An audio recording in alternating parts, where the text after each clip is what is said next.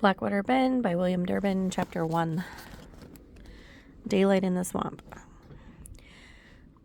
Daylight in the swamp, Pa yelled. Ben groaned and turned over. Pa's voice had 2 volumes, loud and louder. Ben squinted in the lantern light. Pa's square shoulders filled the doorway of the bunk room. "Roll up or roll out," he said. Ben scrambled to put on his wool pants and socks.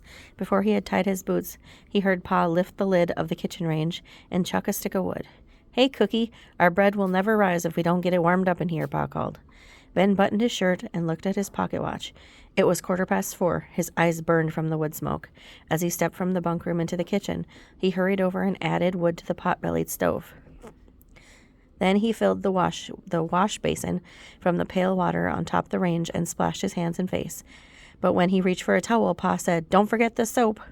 The second cook's helper, Skip, smirked like he always did whenever Pa corrected Ben. Ben hustled to the counter to help. "About time you got here." Pa didn't look up from the bean pot he was stirring. "Ain't you forgetting something?" "I washed my hands." When Ben saw Skip grin again, he remembered that he hadn't put on his apron. "Sorry, Pa," Ben said, reaching for the wooden rack where they hung the towels and aprons. "Sorry won't cut it if these lumberjacks get sick from a dirty kitchen." Pa wouldn't let Ben or Skip near the food without scrubbing their hands and tying on their aprons. And he insisted that they wear white shirts. "I seen cookies come straight from the barn without washing. We ain't going to have that in this camp." "It wasn't like I was out feeding the horses," Ben said, knowing it was wrong to argue, but not being able to stop himself. "You forgot the rules, but everybody in the cook shack follows my rules." Pa set down his spoon. "Am I clear?" Pa had learned his cooking in the army, and he was a stickler for rules. Skip was grinning bigger now. "Yes, sir," Ben said.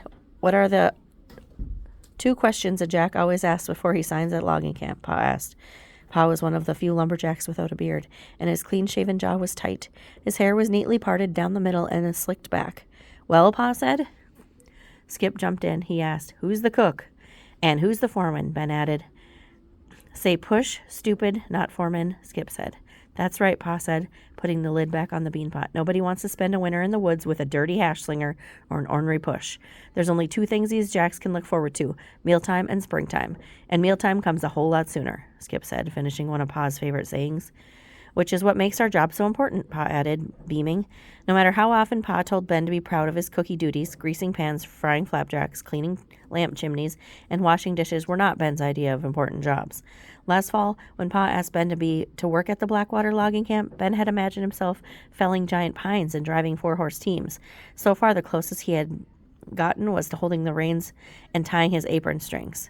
Ben stirred the oatmeal boiling and opened a gallon size of stewed prunes.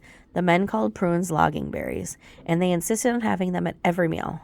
Baked beans were also served for breakfast, lunch, and dinner. Ben set 4 pans of sow belly in the oven to brown. Then he helped Pa mix up the batter for his sourdough flapjacks, known as sweat pads. As soon as breakfast... Then he helped Pa mix up the batter for sourdough flapjacks, known as sweat pads. As soon as breakfast was ready, Pa said, "Fetch me the Gabriel horn." Ben took down the 5-foot-long tin horn from its hook on the log wall and handed it to Pa. Steam rush in as Pa stepped through the door and blew into the bugle-style mouthpiece. Before the 3rd blast had echoed over the clearing, the bunkhouse door swung open, and Packy Packlin stepped out.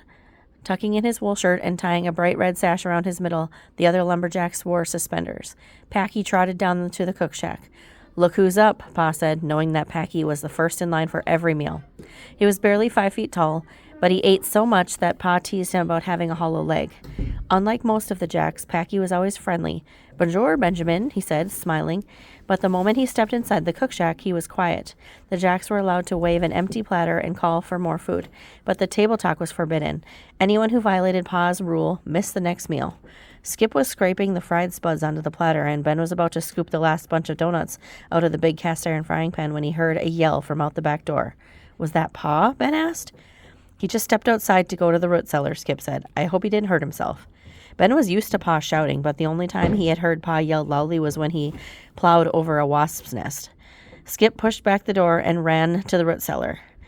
Ben lit a lantern and followed. At the cellar, he heard Skip say, "I'm real sorry, Mr. Ward. I meant to close that syrup spigot, but But nothing," Pa roared. Ben noticed a sweet scent as he walked down the steps. Pa's face was flushed, and amber liquid dripped from his hands. He had tripped and fallen into an inch-deep puddle of maple syrup. I'll teach you a lesson. Pa grabbed at Skip, and the cookie trampled Ben's feet as he ran away up the stairs. Come back here, you laggard pup. Don't, Pa, Ben called, but Pa brushed past him. Ben raced up the stairs and out the cellar, but Skip was already scooting to the cook shack, with Pa only 2 strides behind. Pa, Ben yelled, but he might as well have been shouting at the wall. When Ben opened the back door, the air was filled with black smoke. The donuts were on fire. While Pa was chasing Skip toward the front door, Ben ran to the wood range and slid the pan aside, and then he turned. 20 open-mouthed lumberjacks had cleared the path down the middle of the cook shack. They were lined up like they were watching a race at the 4th of July picnic. A row of sticky footprints led across the floor. Pa's apron flapped to one side, and he was waving a soup ladle at Skip as he ran. Wait till I get my hands on you, you little pipsqueak. Pa hit top speed just as Arno Edwards, the blacksmith, opened the front door. Arno, who was half asleep, made a mistake of watching Skip leap off the steps. He turned, and Pa and Arno crashed belly to belly and pitched off the steps onto the ground. Pa was covered with snow when he got up. He yelled, "You better run, you pup, you." Then he reached down and helped Arno up. Arno looked at the syrup-coated hand and mumbled, "Thanks, I guess." The men in the cook shack burst out laughing. What's so funny? Pa marched back inside. Haven't we ever seen a man take a bath in maple syrup? Interrupted the push, Bob Collins. Pa said, Ben, you see these boys get their breakfast. I've got to go clean up a little. As Pa filled the wash basin at the back counter, Ben set out the serving platters. The push lent a hand carrying out the oatmeal and fried spuds and sow belly. The Jacks normally ate without so much as a whisper, but today they couldn't help but chuckle. By the time Pa had put on a clean white shirt, the Jacks had left for the cut. Ben was hoping Pa would appreciate how he'd saved the meal and see how funny it all was, but Pa only said to the push, "You gonna see that scoundrel is sent down the road?" "I'll take care of it, Skipper, as soon as I finish my coffee." "Jack," the push said. Ben was about to tell Pa that he had a bunch of syrup stuck in his hair, but then he thought better of it when Pa stepped into the kitchen and pointed at the burnt donuts. "You plan on going into the charcoal business?"